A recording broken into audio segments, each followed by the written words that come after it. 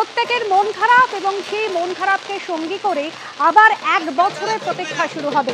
বাগবাজার ঘাট থেকে শুরু করে বাবুঘাট, এবার টাকির ছবি রেখেছে আপনাদের সামনে। টাকির রাজবাড়ী ঘাট, ওপারে বাংলাদেশ, এপারে ভারত, মাঝখানে বয়ে চলেছে ইছামতি নদী। সেই ইছামতি নদীতে মায়ের বিসর্জন শুরু হয়েছে।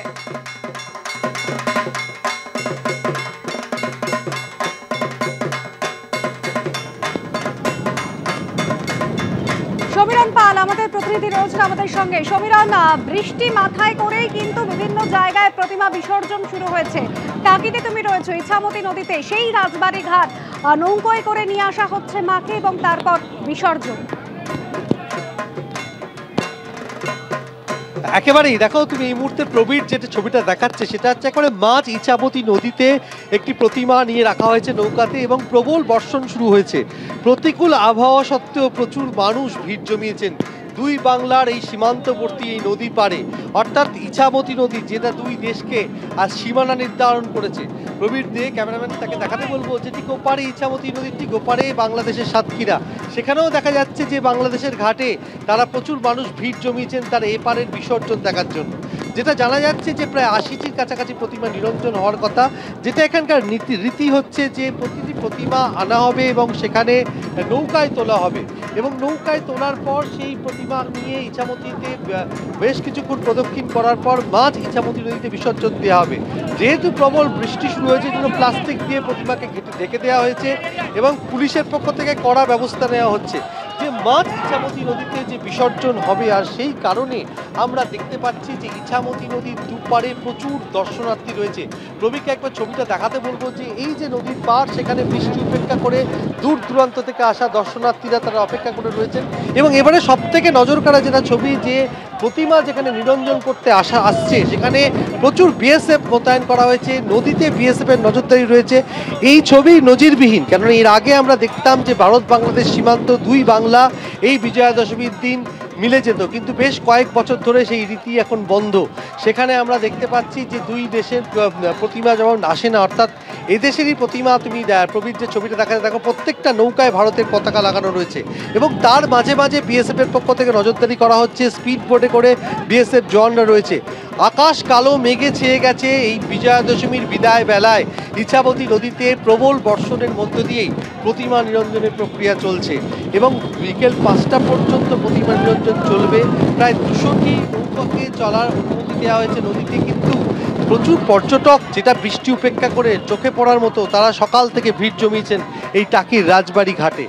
একে একে প্রতিমারা আসছে। প্রবীরকে আরেকবার ছবিটা দেখাতে বলবো যে আরও একটি প্রতিমা নিরঞ্জনের জন্য নিয়ে আসা হয়েছে টাকির রাজবাড়ী ঘাটে। অর্থাৎ যে সমস্ত একচাল চিত্রের প্রতিমা বাড়ির পুজো, তারা সাধারণত একেবারে সরাসরি ইছামতি নদীতে বিসর্জন দিচ্ছেন, কিন্তু অনেক বারোয়ারি পুজো, যেখানে তোমাকে কিছুক্ষণ আগে দেখাচ্ছিলাম যে নৌকা করে নিয়ে এসে মাঝ নদীতে তারা প্রদক্ষিণ করার পর বিসর্জন করবে। এখন রাজবাড়ী ঘাটে শেষ মুহূর্তের প্রস্তুতি চলছে আরও একটি প্রতিমা নিরঞ্জন করা এবং জায়গায় জায়গায় বিএসএফ জওয়ান মোতায়েন করা হয়েছে। বিএসএফ এর পক্ষ থেকে নজরদারি করা হচ্ছে কতগুলি প্রতিমা আসছে এবং কতগুলো প্রতিমা নিরঞ্জন করা হচ্ছে, কারা নিয়ে আসছে, এই সমস্ত খুঁটিনাটি। অর্থাৎ যেহেতু এই ধরনের একটা পরিস্থিতি রয়েছে ভারত বাংলাদেশ সীমান্তবর্তী এলাকা, সেখানে কিছুদিন আগেও আমরা দেখেছিলাম যে বাংলাদেশের যে অশান্ত পরিস্থিতি, সেই কারণে সীমান্ত নজরদারির উপর বারবার জোর দেওয়ার কথা বলা হয়েছে, কিন্তু সেই ছবিটাই টাকির ঘাটে চোখে পড়ছে। এমনকি বিভিন্ন জায়গায় নদীতেও দেখা যাচ্ছে নৌকা করে টহলদারি চলছে। একেবারে উপচে পড়া দর্শনার্থীদের ভিড়। প্রচুর পর্যটকরা ফি বছর মুখিয়ে থাকেন বিজয়া দশমীর দিন প্রতিমা নিরঞ্জন দেখার জন্য। আজকে এই মুহূর্তে দেখতে পাচ্ছ যে একেবারে যে প্রতিমা নিয়ে আসা হয়েছে একচাল চিত্রের প্রতিমা, তাদেরকে একদম পুরো নৌকায় তোলা হবে এবং টাকি পুরসভা একের পর এক নৌকোয় করে প্রতিমা আসছে টাকির রাজবাড়ী ঘাটে এবং সেখানে বৃষ্টি মাথায় নিয়ে কিন্তু বিসর্জন চলছে। একদিকে যখন এই বিসর্জন, অন্যদিকে কলকাতার আকাশ দেখুন একেবারে ঘন কালো মেঘে ছেয়ে গিয়েছে। আবহাওয়া দপ্তরের ভ্রুকুটি ছিলই যে ষষ্ঠী থেকে নবমী পর্যন্ত কিন্তু রোদ ঝলমলে আকাশ থাকলেও গতকাল রাত থেকেই পুরোপুরি বদল ঘটে গিয়েছে আবহাওয়ার প্রকৃতি। আকাশেরও যেন মন খারাপ, আর সেখানে মেঘ ঘনিয়ে এসেছে পুজোর শেষ লগ্নে দুর্যোগ ঘনীভূত।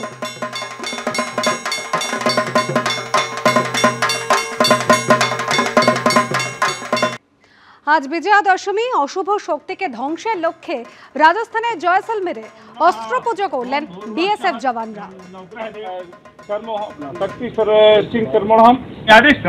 नमो नमः।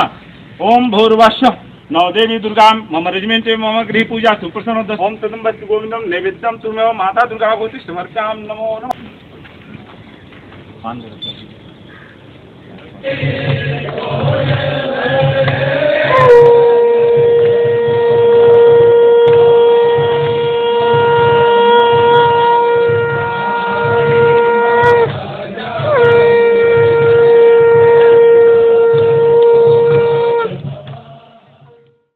আমি মনে করি দুর্গাপুজো দিয়ে আনন্দ শুরু হয় এবং দোল দিয়ে শেষ হয়, সুতরাং সামনে অনেক আনন্দ আছে এবং আমাদের মন খারাপ হলে কিন্তু মায়েরও মন খারাপ হয়ে যাবে। দিদি একটু দিয়ে সিঁদুর।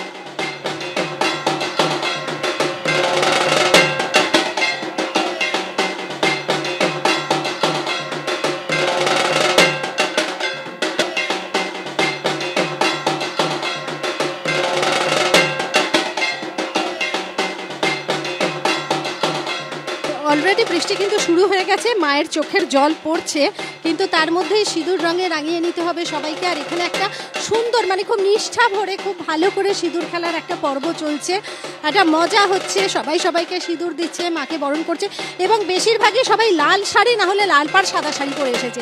আমি যেরকম আজকে লাল শাড়ি পরে এসেছি সেরকম এখানে সবাই প্রায় লাল শাড়ি এবং লাল পাড় সাদা শাড়ি হয়ে পরে এসেছেন। এখানে দিদিরা বৌদিরা আছেন, সবাই মিলে সেলফি তুলছে, আমার সঙ্গে কেউ তুলছে না।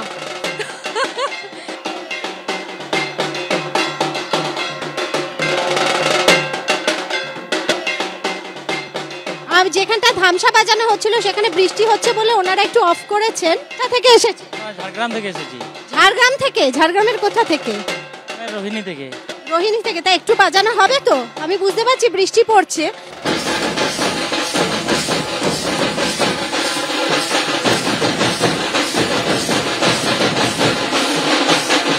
আমি একটু বাজাই, ধরো একটু।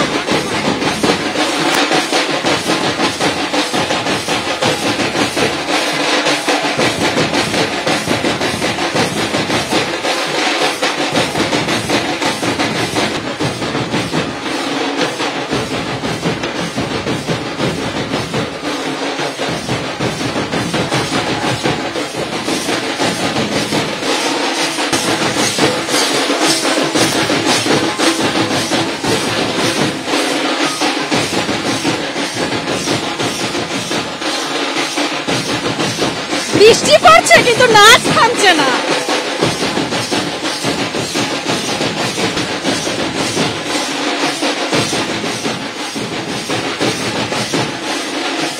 আজকে কি এখান থেকে কোথায় বিসর্জন? আমাদের যেমন চাই গঙ্গার ঘাটে, ওরকমই আমরা গঙ্গার ঘাটে বিসর্জন। আমাকে দেখে ইন্সপায়ার হয়ে সবাই মোটামুটি ধামসা বাজাতে শুরু করে দিয়েছে।